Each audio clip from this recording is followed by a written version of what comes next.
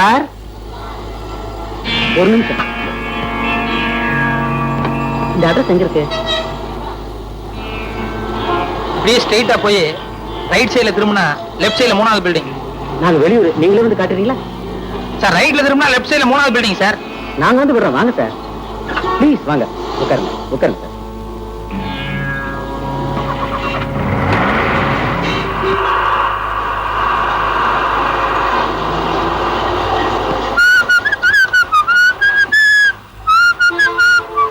நமக்கு எந்த ஊருங்க? பூசாரி பாளையம். மெட்ராஸ்க்கு எதுக்கா வந்தீங்க? சும்மா ஜாலியா ஊரை சுத்தி பார்க்கலாம். ரைட்ல போங்க. யோ வண்டி எடுத்தியா? யோ ரைட்ல போணும். யோ ரைட்ல போனியா? என்னைய சொல்ல உம்பாட்ல போயிட்டு இருக்க? யோ உள்ளதாயா? எங்க நிறுத்தணும்னு எனக்கு தெரியும். வாயை முடிக்கிட்டு சும்மாவா?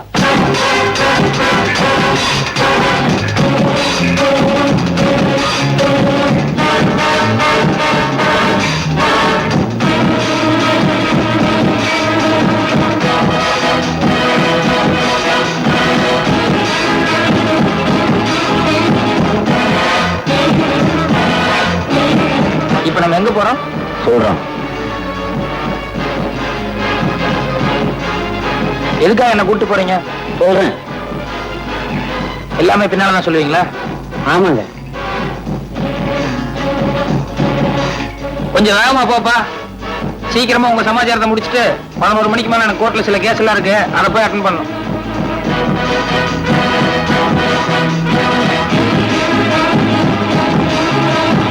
மாமூல் இடத்துக்கு தானே?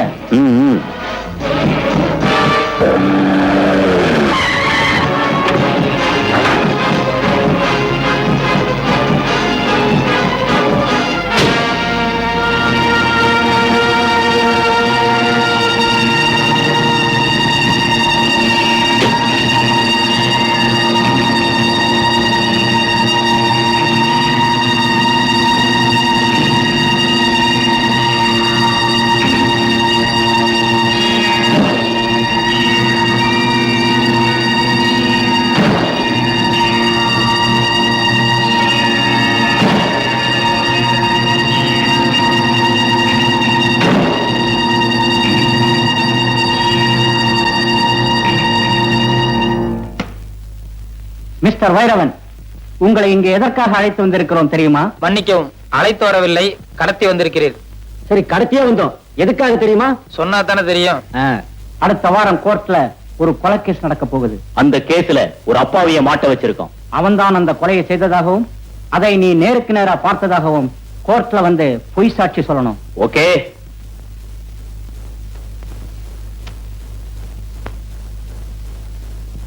சாட்சி சொல்ல மறுத்தா என்ன செய்யறதா உத்தேசம்?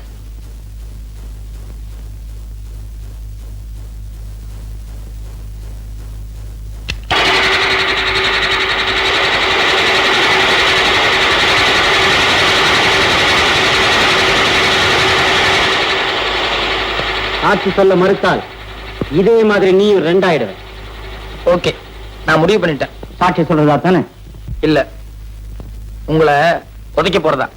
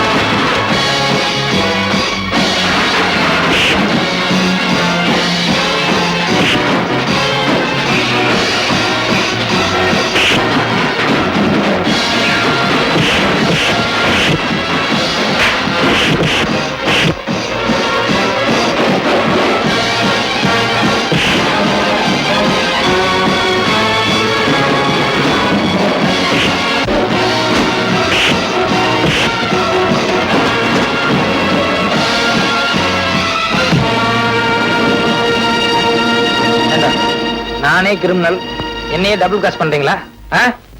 பொய் சாட்சி சொல்லணும்னா மரியாதை ரேட் பேசலாம்ல? எதுக்குடா கிட்னாப் பண்ணி கொண்டு வந்தீங்க? தப்பு தானே. ரேட் பேசுறதுக்கு தான் எங்க முதலாளி 10,000 ரூபாய் கொடுத்து எங்களை அனுப்பி வச்சாரு. ஏன்னா நாங்க மிரட்டுறதுல நீங்க பயந்துட்டா அதை அப்படியே அமர்த்திக்கலாம்னு பார்த்தோம்.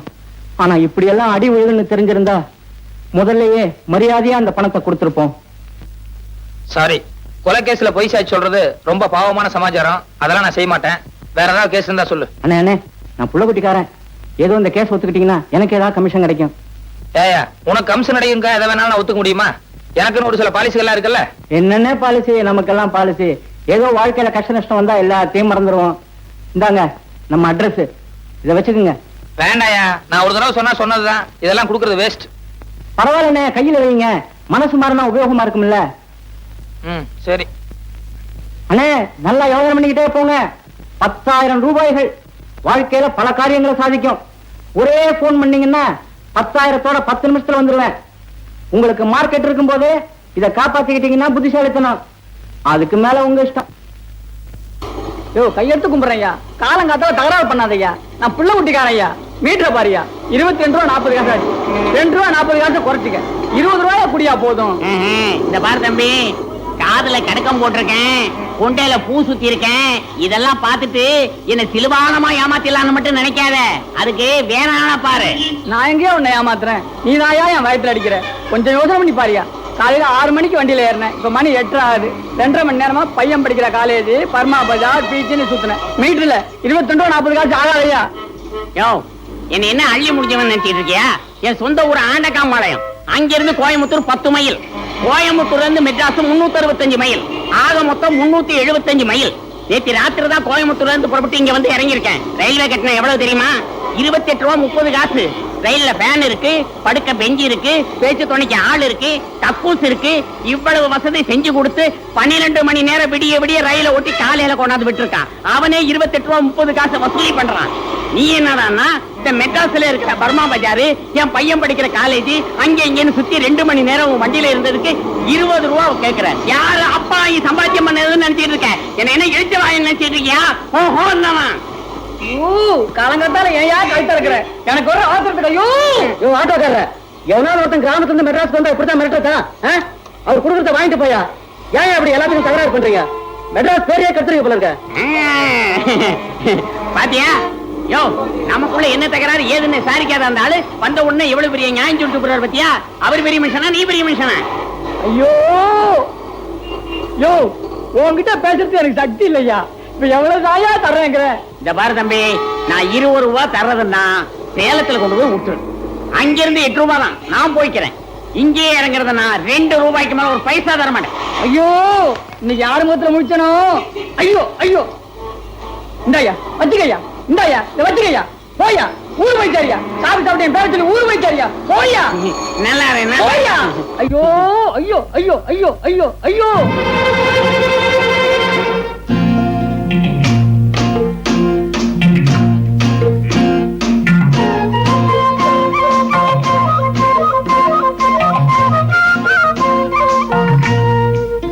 வைத்தியரையா, வைத்தியரையா, பாலக்காட்டாரு வீட்டுக்கு போயிருக்காரு. இப்ப வந்துருவாரு. என்னமா சொன்ன? தம்பிக்கு கால்ல கீழே விழுந்துட்டா. கால் சுளுக்கிடுச்சு போல இருக்குமா. இதோ வந்துட்டாரு.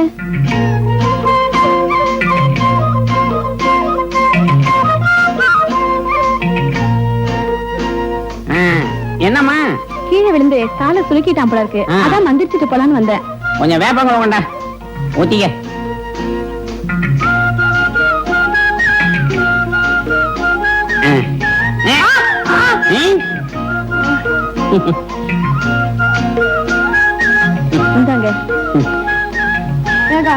இவரே நொண்டி, இவர் எனக்கு எப்படி வைத்தியம் பாப்பாரு?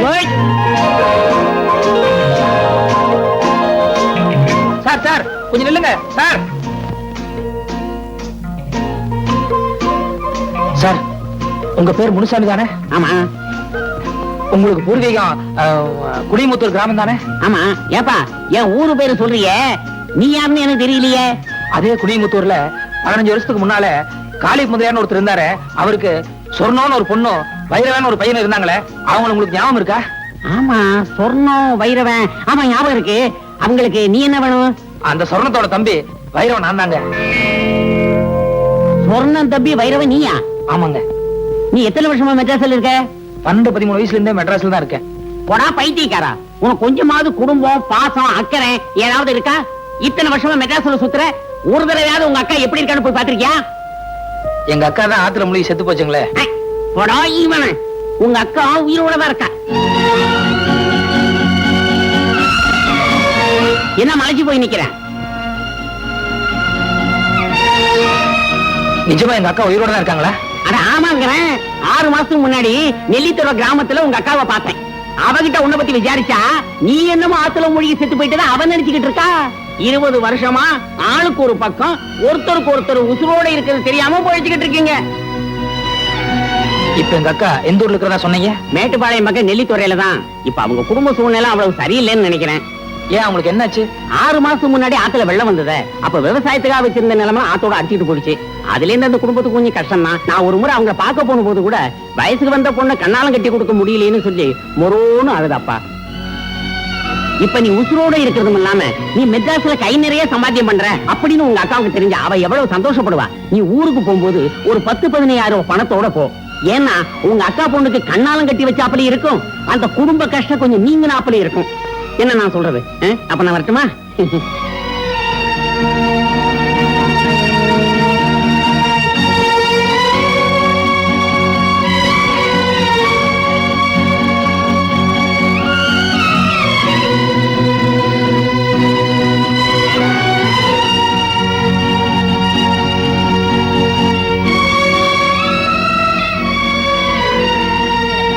இப்ப அவங்க குடும்ப சூழ்நிலை அவ்வளவு சரியில்லைன்னு நினைக்கிறேன். நான் ஒரு முறை அவங்க பார்க்க போன போது கூட வயசுக்கு வந்த பொண்ணை கண்ணாலம் கட்டி கொடுக்க முடியலன்னு சொல்லி மொரோன்னு அழுதாப்பா. நீ ஊருக்கு போகும்போது ஒரு 10-15 பணத்தோட போ. ஏன்னா உங்க அக்கா பொண்ணுக்கு கண்ணாலம் கட்டி வச்சாப்படி இருக்கும். அந்த குடும்ப கஷ்டம் கொஞ்சம் நீங்கினாப்படி இருக்கும்.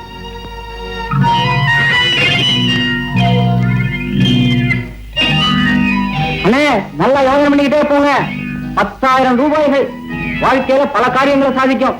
ஒரே போன் பண்ணீங்கன்னா 10,000-தோட 10 நிமிஷத்துல வந்துருவேன். உங்களுக்கு மார்க்கெட் இருக்கும் போது இதை காப்பாத்திக்கிட்டீங்கன்னா புத்திசாலிக்கணும். அதுக்கு மேல உங்க இஷ்டம்.